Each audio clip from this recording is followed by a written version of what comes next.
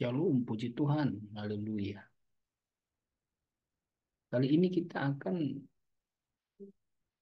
belajar tentang bukti-bukti kasih. Bukti-bukti kasih didasarkan pada 1 Korintus pasal 13 ayat 4 sampai 7. 1 Korintus pasal 13 ayat 4 sampai 7. Harap dibaca ayatnya baik-baik. Bapak Ibu Saudara, ayat yang kita baca itu, nas tersebut adalah sebagian nasihat Rasul Paulus pada jemaat di kota Korintus,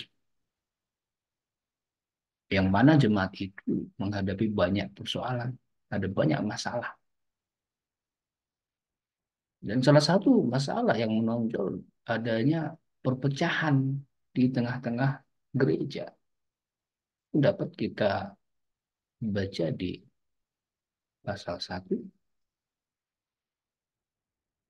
mulai dari ayat 10 sampai 17. Masalah berikutnya adalah timbulnya kesombongan karena karunia-karunia rohani.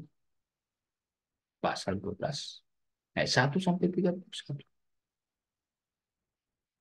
Itu persoalan di jemaat Korintus. Maka di pasal 13, di ayat 2, Paulus berkata bahwa memiliki karunia-karunia rohani itu tidak berguna. Di ayat berikutnya diulangi dengan perkataan lain. Memiliki karunia-karunia rohani tidak berfaedah apabila, jika seseorang itu tidak memiliki yang namanya kasih. Artinya apa? Kata lainnya apa? Paulus sedang mau menekankan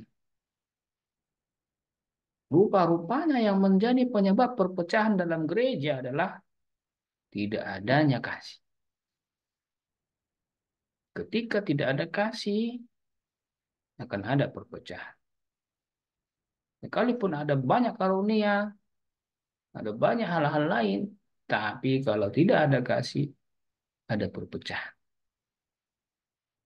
Maka Paulus mendorong agar jemaat Korintus memiliki kasih. Dan kasih itu harus ada buktinya.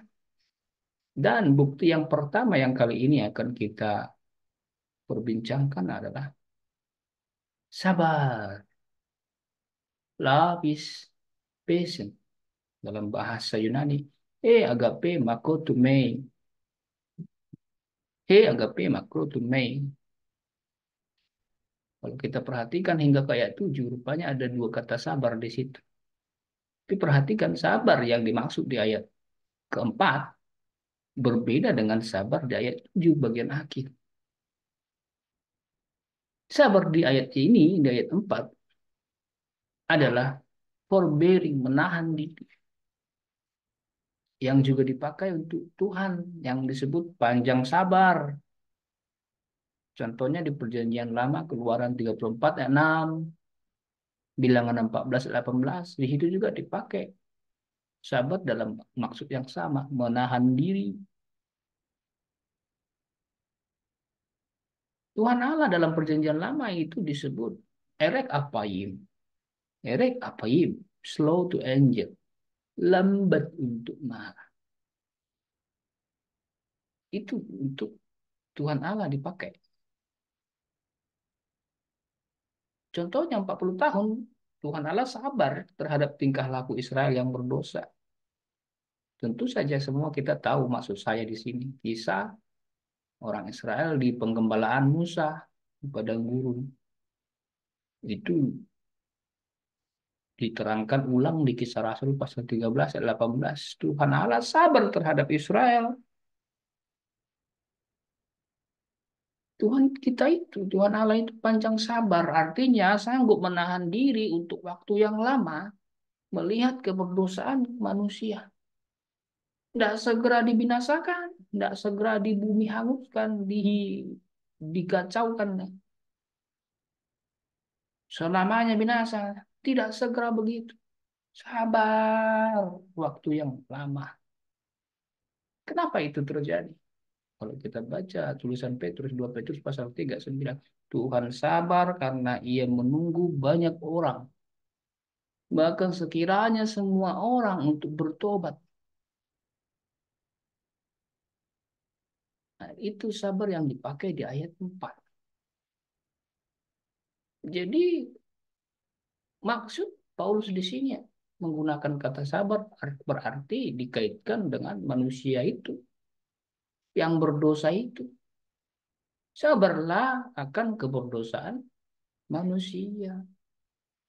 Jadi jika Tuhan Allah sabar akan keberdosaan manusia, maka orang percaya, orang Kristen pun seharusnya sabar akan keberdosaan sesamanya.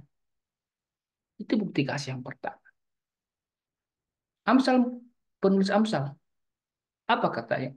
Orang sabar melebihi seorang pahlawan yang merebut kota. Pasal 16 ayat 32. Orang sabar dapat meyakinkan seorang penguasa. Pasal 25 ayat 15. Apa maksudnya? Apabila seseorang sabar terhadap sesamanya yang berdosa, sebenar-benarnya dia sedang memberi lebih banyak waktu untuk sesamanya itu agar bertobat. Apabila seorang Kristen sabar terhadap sesamanya yang berdosa itu, sesungguh-sungguhnya dia sedang memberi lebih banyak kesempatan waktu untuk bertobat. Milikilah sifat sabar. Seseorang yang memiliki kasih harus sabar, lambat untuk marah, melihat keberdosaan sesamanya. Lambat untuk marah, melihat keberdosaan sesamanya.